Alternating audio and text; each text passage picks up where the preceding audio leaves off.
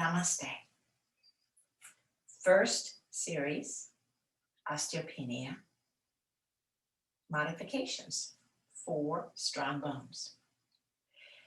For today, you'll need a wall, a chair, and a strap for these modifications.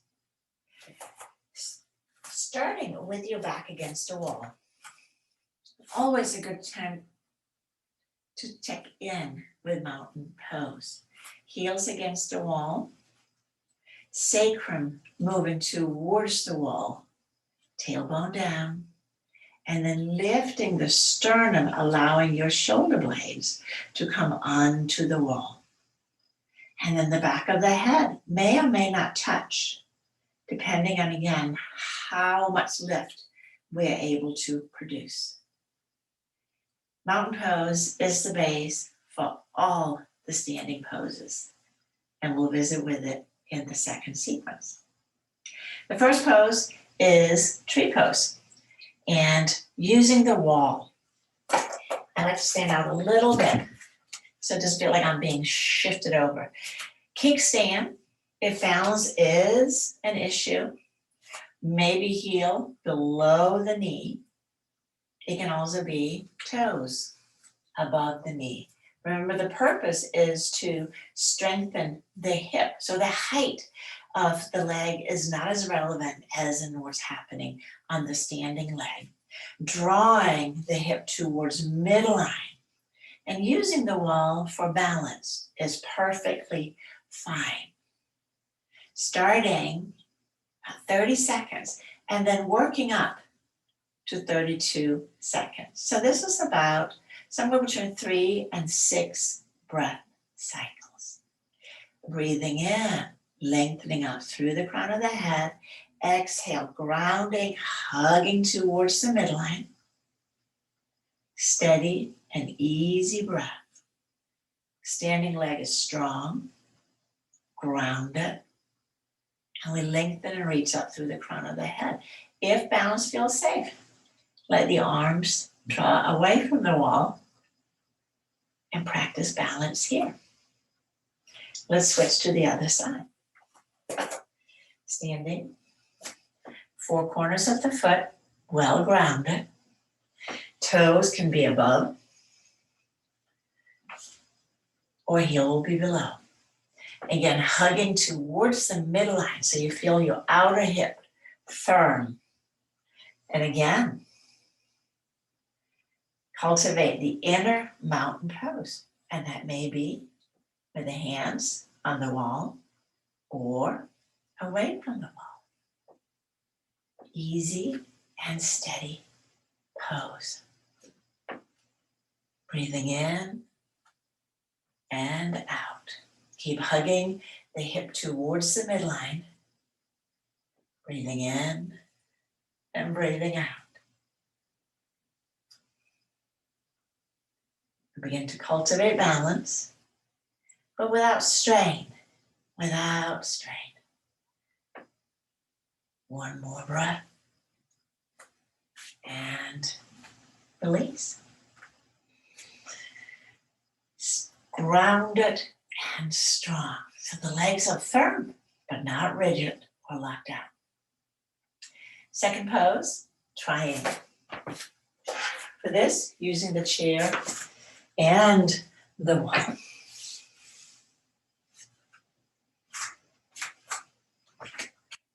Very similar to your osteoporosis variation.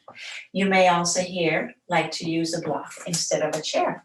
Start by taking the feet wide apart, about 3.5 feet. Turn the back foot in 10 to 15 degrees and the front leg out. Take the arms up, elongate, take the hand to the chair seat, and the other arm goes up, opposite. Keeping the crown of the head lengthening away from the tailbone, so neither drooping or overlifting. Using the wall for feedback can be very helpful. Lengthen, grounding.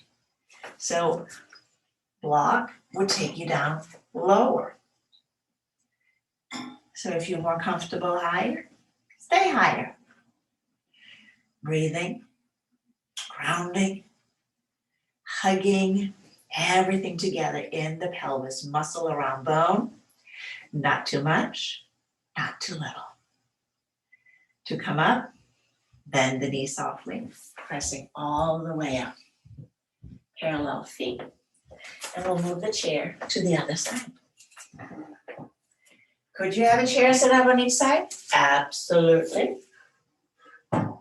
Stepping the feet again wide apart. And the wall is just a nice guideline.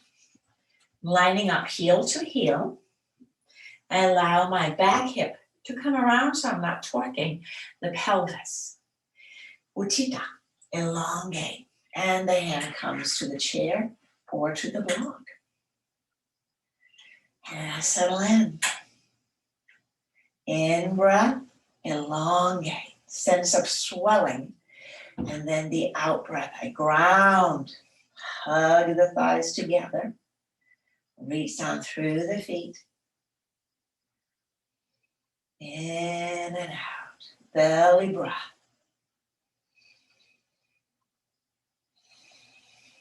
I am strong.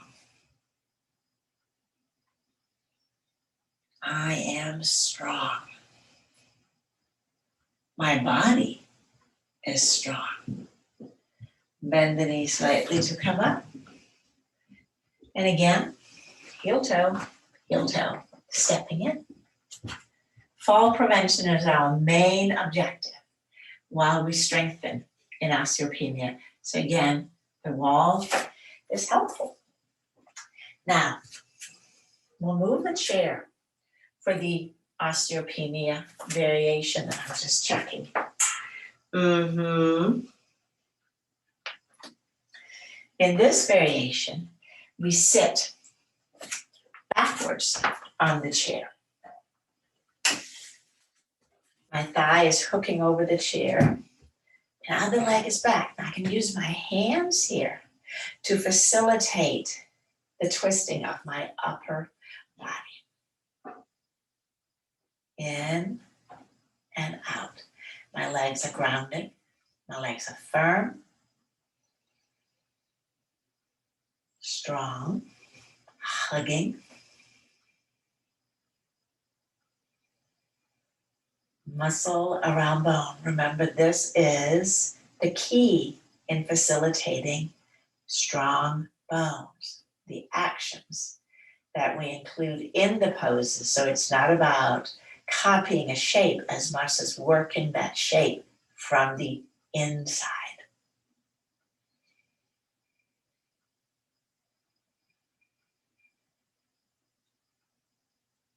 And to switch to the other side. Release the back leg and scoots, scoot, scoots. I have the slit of the chair and I place my back leg at an angle that is comfortable for my body, not torquing in the hips, keeping the legs straight, powerful leg. And I inhale, I lengthen up through the crown of the head, and I exhale, ground.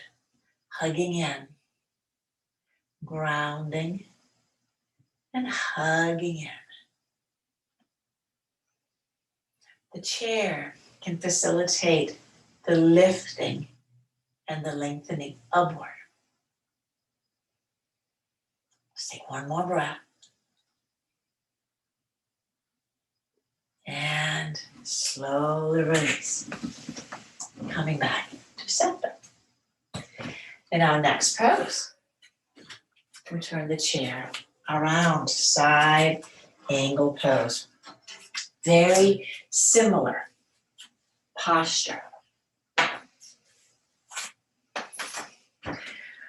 to Warrior Two. Again, sitting with my inner thigh, aligning with the seat of the chair. Other leg goes back.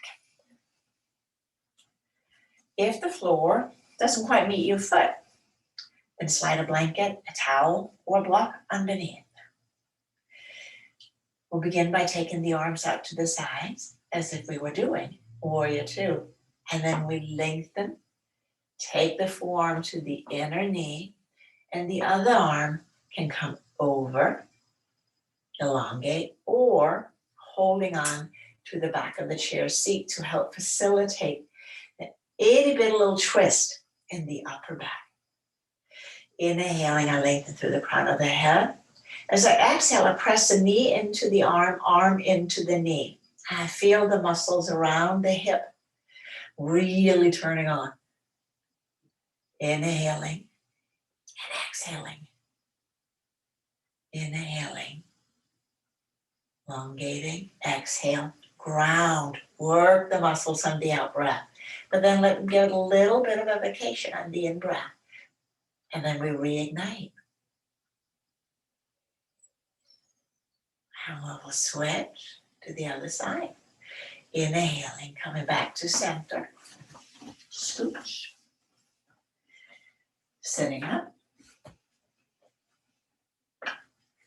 Other side. Inner thigh. Knee over ankle. And we'll take the arms out to the side. Reach and lengthen out over. Forearm to the inner knee.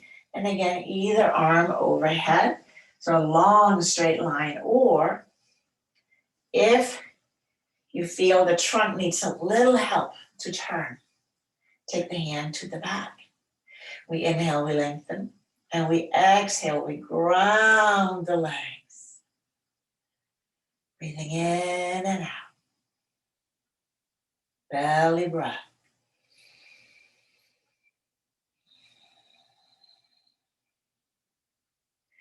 Belly breath for strong bones. Hugging in around bones. Tell them, I am counting on you to work. And one more breath.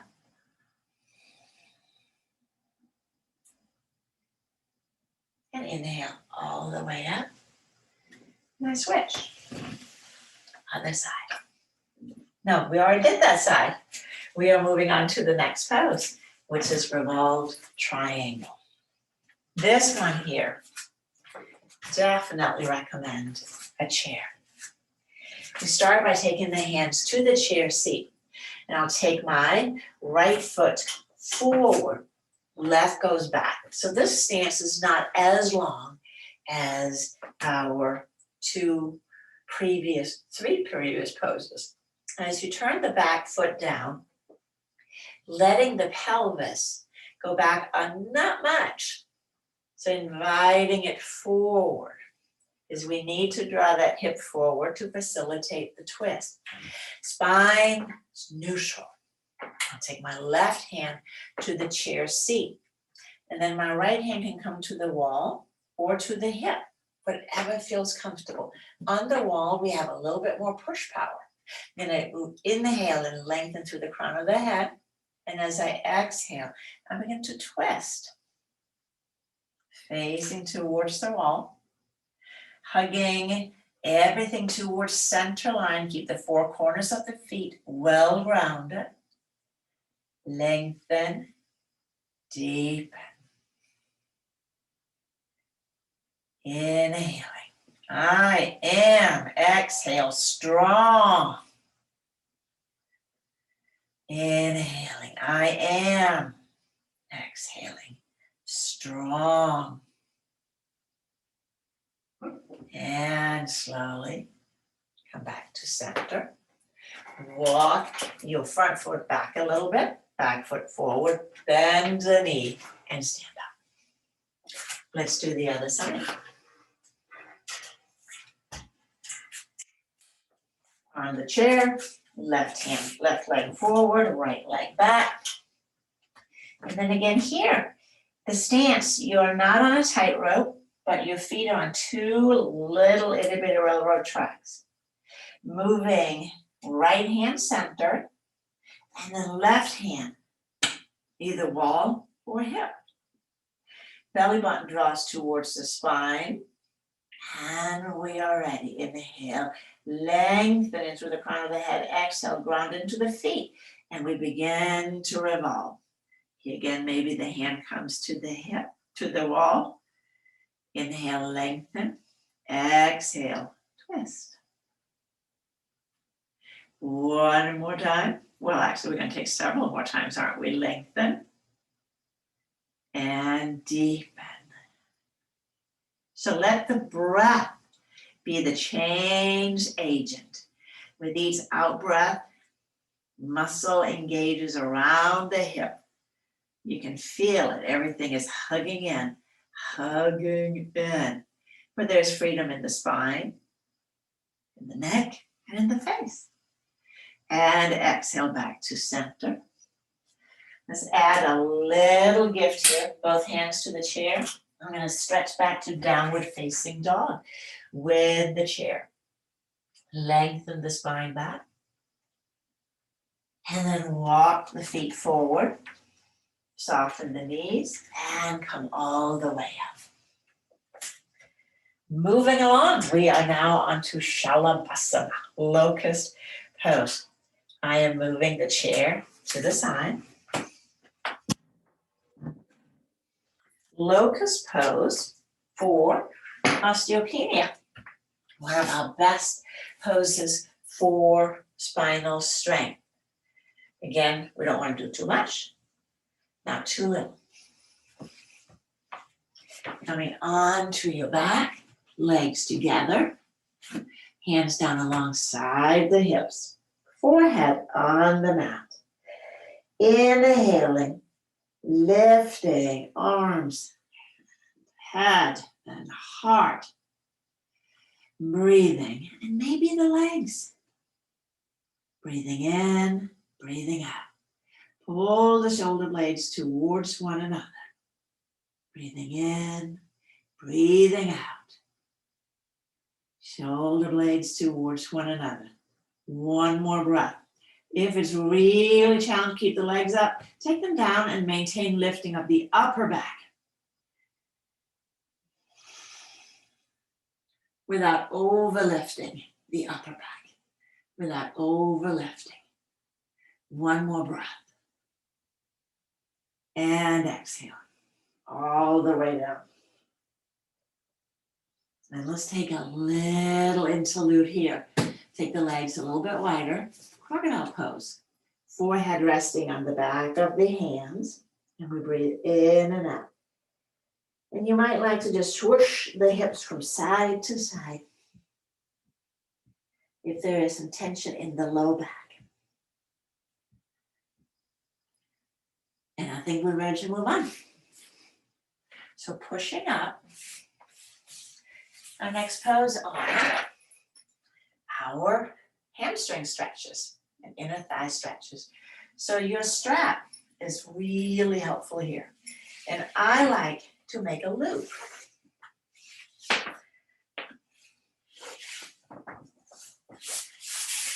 Coming onto your back body.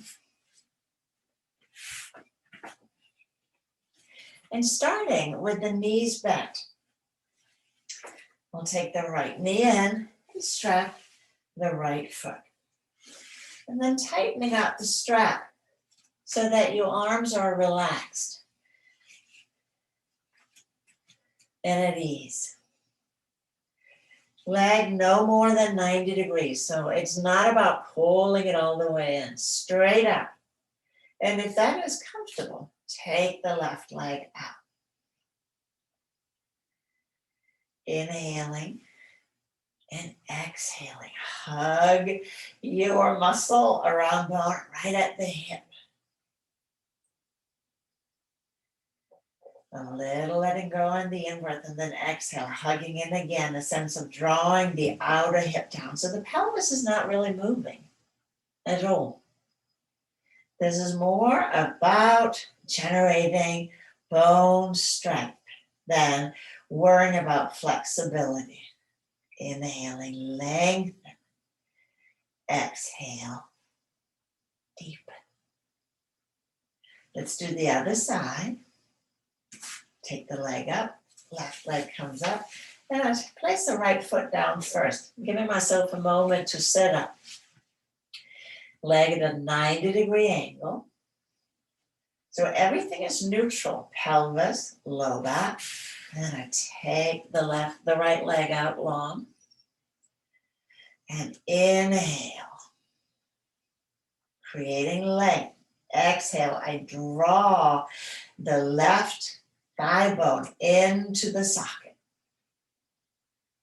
And then inhale, and let go a little bit again so it doesn't get grippy. And I exhale, I hug in. And again.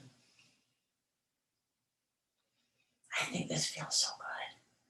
So good. Leg is straight. Leg is straight.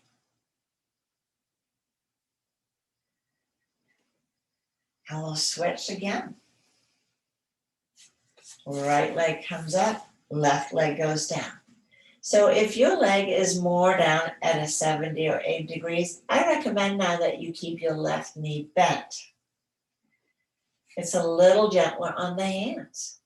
And for Sukta 2, you'll drop the knee out to the side first, and then take right leg out to the side.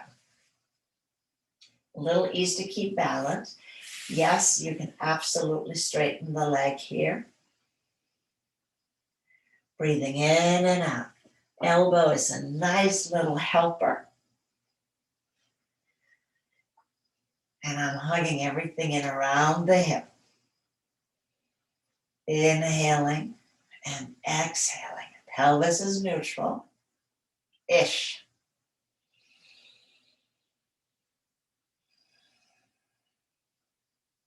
In and out.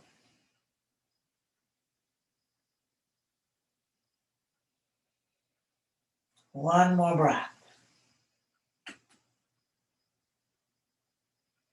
And I inhale all the way up. Swap them out. Left leg to the floor. Straighten the right leg. And you may find you're going to need slightly different strap lengths from one side to the other. Don't be surprised, especially if you've had an injury and there may be some scar tissue or some residual tightness. Here again, take the knee, if the knee is bent out to the side first. And then hug everything in around the thigh bone as you take the leg out. Breathing in and breathing out. Hug the muscles in around the hip. Now, if it's hard to hold the leg here, if you feel that muscles are not supporting it, you can have your foot up against a wall. You can still do the actions around the hip. It doesn't change the actions that you're doing. It doesn't change the benefit. It helps protect your hips from fracture, which is the whole point.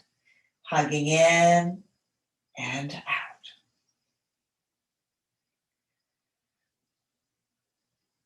And inhale all the way up. And let's take the strap down. And you may find that your legs feel really long right now. We're moving on.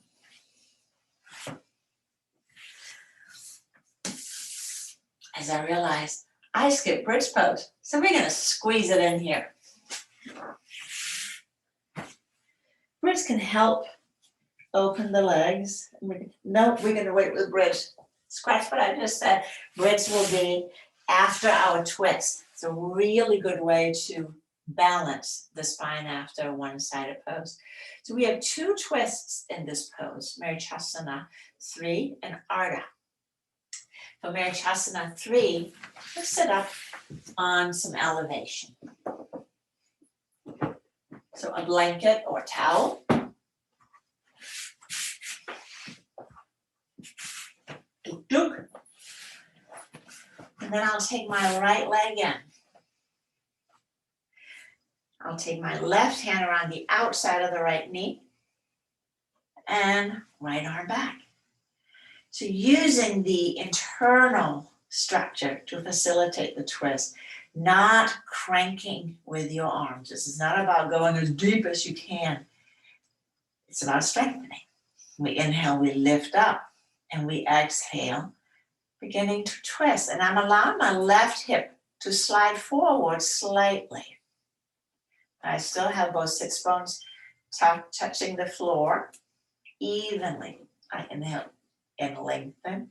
I exhale again. I use my muscles to facilitate the rotation, putting a torque around the spine, but no more than my spine can take. I don't want to be forceful through my hands.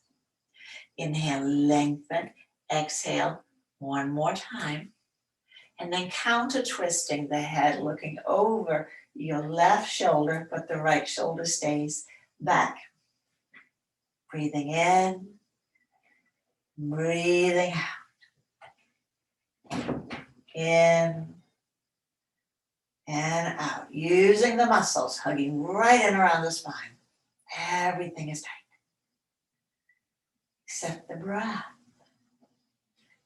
And we'll turn the head back, look over the right shoulder, and return all the way back.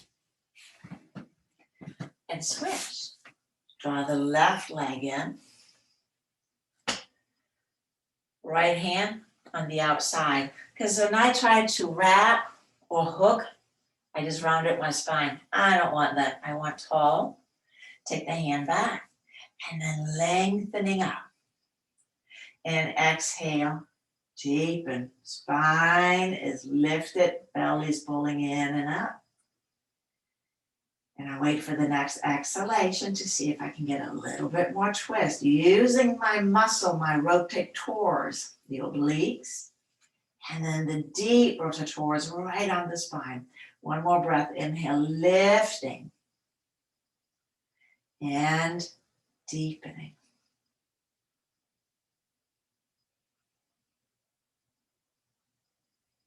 Turn, now look over your right shoulder. Steady breath, steady pose, in and out.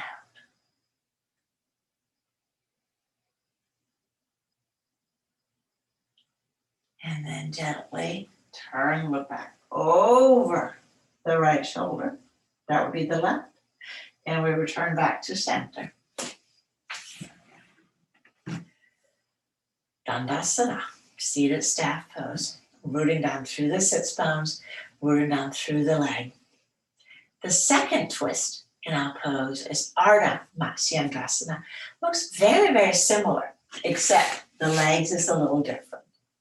Here, I'm going to start by threading my right arm under my right leg, take my left foot to the outside of my right hip. And then I'll wiggle, wiggle, wiggle, waggle my right foot to the outside of the left knee. If this is causing your hips to shift, then simply stretch the leg out. And now it looks a lot like what we just did.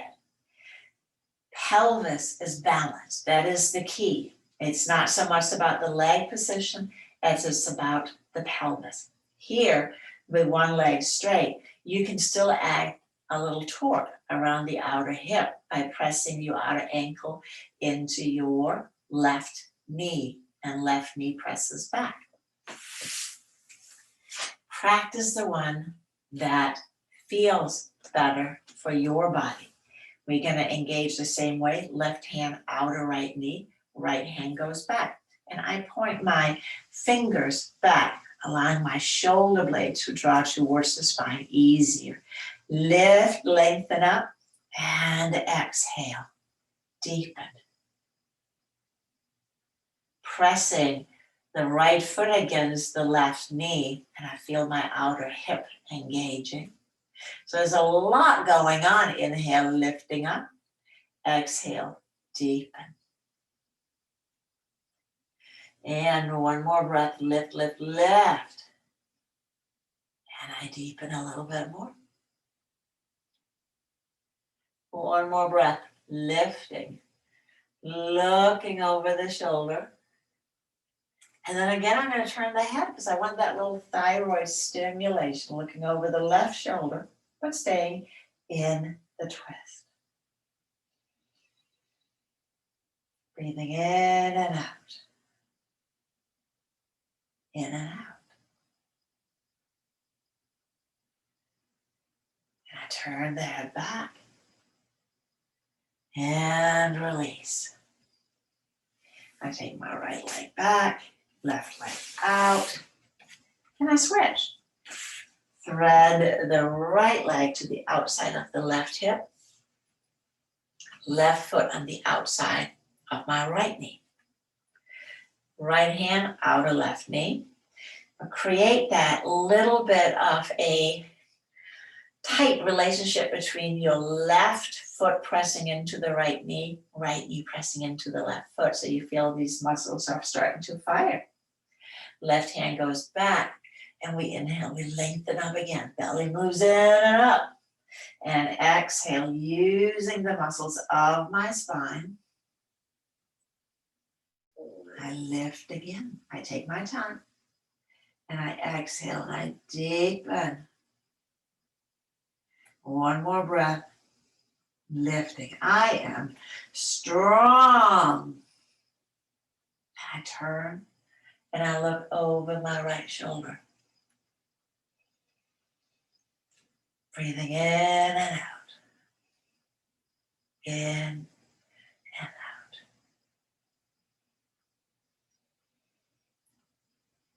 Legs active.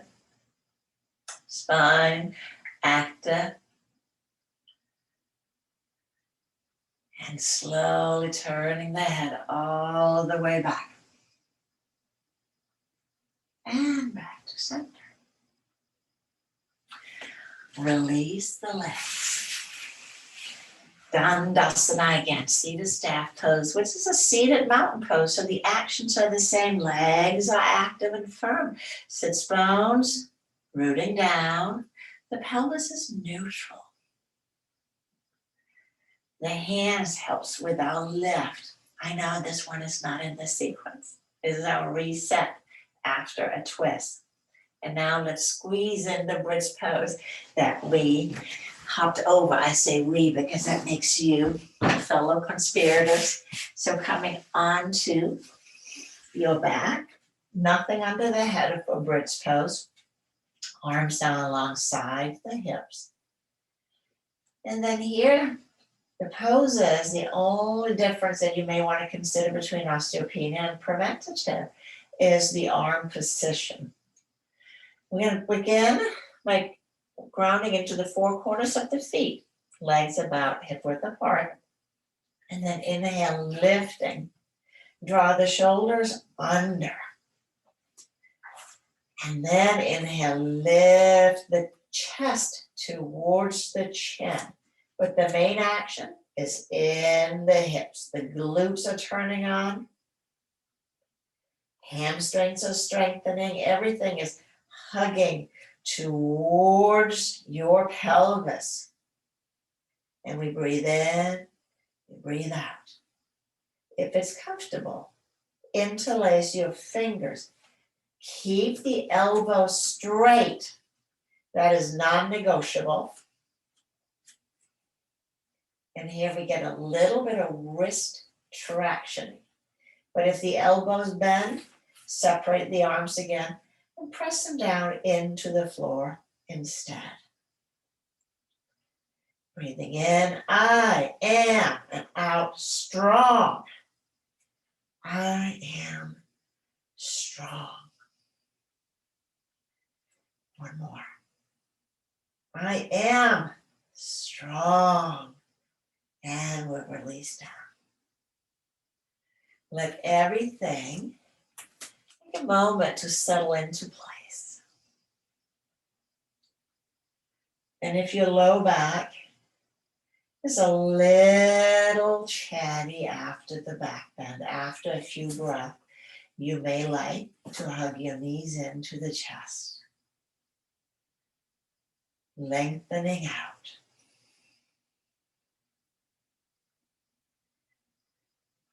And we are ready for Shavasana. Simply sliding the legs out. Relax the arms to the sides. And then if you feel like the chin is popping up, the shoulders are popping up, then I do advise you to slide a blanket, pillow, towel under the head. So there's a sense of the chin softening down towards the chest. Breathing in and out, scanning the body. Is it comfortable? Does it mirror right to left and left to right?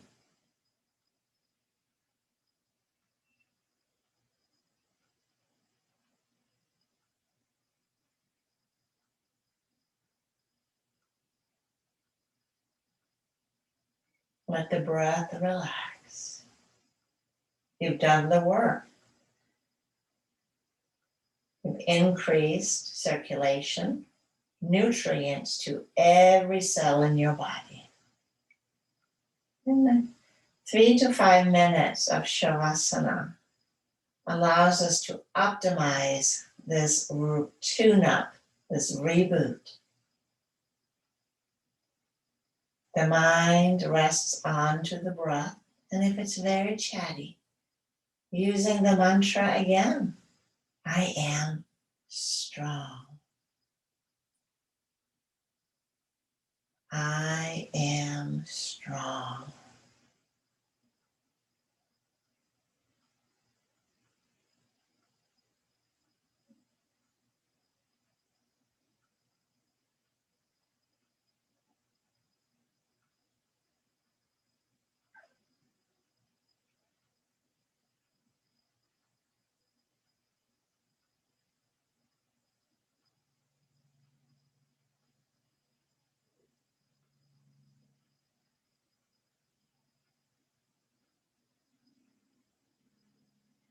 You may choose to stay for longer yet.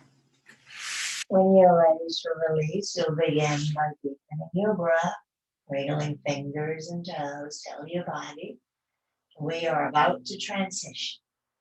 Rocking the knees gently from side to side, eventually rolling all the way over onto the right or the left side. Using the arms and hands to press it. And that's it. That's pretty darn easy, don't you think? Now remember, you can stack on these poses throughout the day, so you don't have to always do them together. I know sometimes time is short. Remember holding these poses at least 30 seconds, but work up. But after 7 to 2, don't feel like, well, if I can hold it for 5 minutes, it's really good. No, it's not. 7 to 2 is plenty. That's all you need. Thank you so much for allowing me to share these powerful sequences of wellness with you today. Let's close with one Om, the sound of vitality and strength.